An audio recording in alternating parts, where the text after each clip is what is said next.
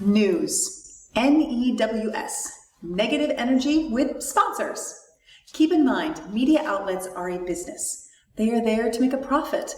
The words used and the pictures shown by them are frequently biased. Biased meaning unfairly prejudiced for or against someone or something. So we must rely on fact and truth, not special photos or words that are specifically chosen to keep our attention. What is truth? That which is in agreement with fact or reality. What is fact?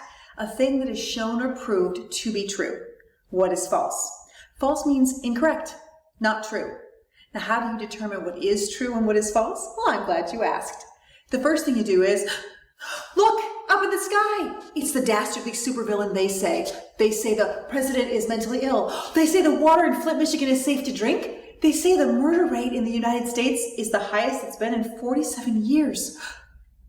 They say is a criminal mastermind who seeks to destroy the very fabric of our nation. We must band together as Americans and fight. It will be difficult. They say is powerful and grows stronger every day. Each time unconfirmed statements are repeated in they say's name, its power grows and our nation weakens in its grip. Or we could slay the supervillain right now and move on with our lives.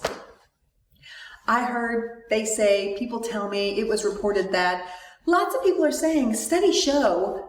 These are disclaimers people use so they can talk about things they've heard or say what's on their mind without being held accountable if it turns out to be wrong or straight up false. It lets the water get pretty muddy and it will stop communication. Now, not only is it time to slay the supervillain, it's extremely easy to do, though a little painful from time to time. Have you ever been bitten by something? A dog, a spider, or a snake? Well, I'm here to tell you, there is no bite more deadly or unforgiving than the dreaded and unpredictable sound bite. The effects are immediate, and people live and die by how quickly that bite is treated or if it's allowed to spread. Sound bites are designed to lift someone up without proper cause or smash them to the ground in the same sentence. It pulls the words viciously out of context and repeats them over and over and over until the listener finds themselves falling away from their own thoughts, brainwashed and delirious. Sound bites can strike at any time, and their very existence is a breeding ground for spin. A soundbite is a brief, striking remark or statement pulled from an audio tape or videotape for insertion into a broadcast news story, or a short extract from a recorded interview, chosen for its pungency or appropriateness. Spin means to provide an interpretation of a statement or event, especially in a way meant to sway public opinion. When someone gives you information and uses any variation of they say, the antidote is to ask one single question. Who is they? If you can't get an answer to that question, then game over. They must return their lips to their full, upright, and locked position. And if you are spreading information that you have not verified, and you did so by using the evil they say, then you have aided and abetted this elusive villain and accidentally made yourself part of the problem. The problem being, if we don't know what we're talking about, we're not communicating, we're gossiping, right?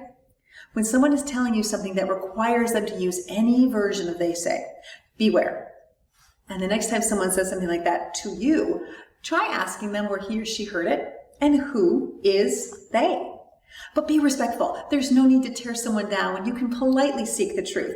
You will be astounded at how quickly even the wisest people in your circle may crumble as they realize they can't support their words. Now here's where it gets painful.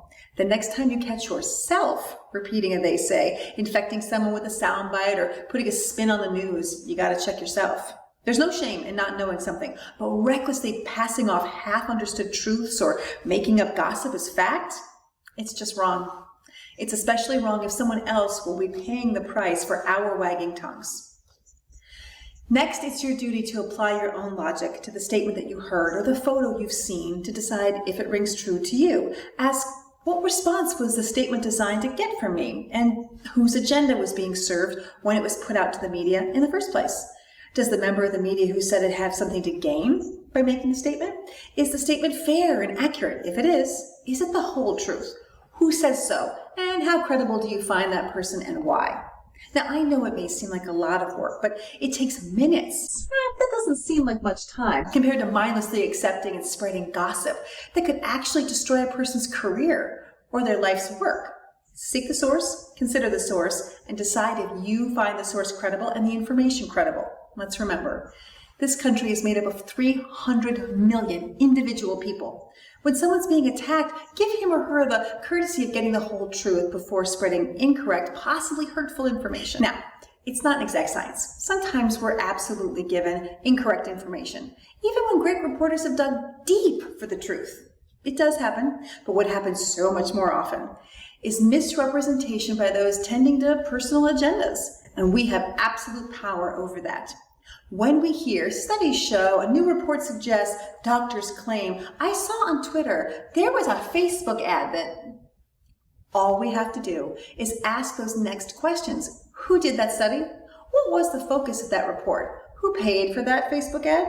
Was that doctor compensated for his or her opinion on the topic?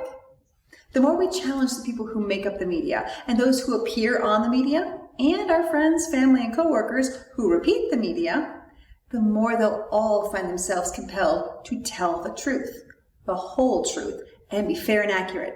For reporters, more fair and accurate in their reporting, and for friends, family, and coworkers, more fair and accurate in their retelling of what they see and hear in order to avoid our scrutiny. And since we must do first by example, we have to hold ourselves to the same standard. Before repeating something or spreading rumor, check the facts. On important world issues such as choosing a president or running the government, it is downright dangerous to decide to accept or pass on rumor as fact. And remember, you don't have to get involved at all. When a they say enters your space, you always have 3 choices. Number 1, blindly share information as fact to everyone you know. Please don't pick this one. 2, ignore something you heard and move on with your day. Or 3, investigate and respond. The most important part of controlling the media and those who appear on it has to do with respecting one another. Though a person may be wealthy, famous, or just in the public eye, come on, they're still a person, and they deserve fairness. Whisper campaigns, smear campaigns, muckraking? No. Get the facts. Get the facts from the horse's mouth, and then question that horse. Be a gatekeeper to truth, and it will serve us well. Without fear or favor, follow the facts. Easy peasy. And I know you have a life. I do. Most of us are very busy in our worlds, but we need to read. If you are watching the news and not reading the paper to get the full researched article, then you are getting less than half of the story. Even if you pick just 1 article to read a day, or maybe just 3 in a whole week, get a subscription and read. Here are 3 I recommend as a jumping off point. The Washington Post, a more conservative-leaning newspaper, the New York Times, a more liberal-leaning newspaper, and ProPublica, which is independent and seeks to be nonpartisan, which means they work towards being unbiased towards any particular political group. There are 2 others, The Atlantic, the National Review. And if you have a local paper, start there. Consider subscribing to your local paper. The more independent journalists we keep employed, the more fair and accurate our reporting can continue to be.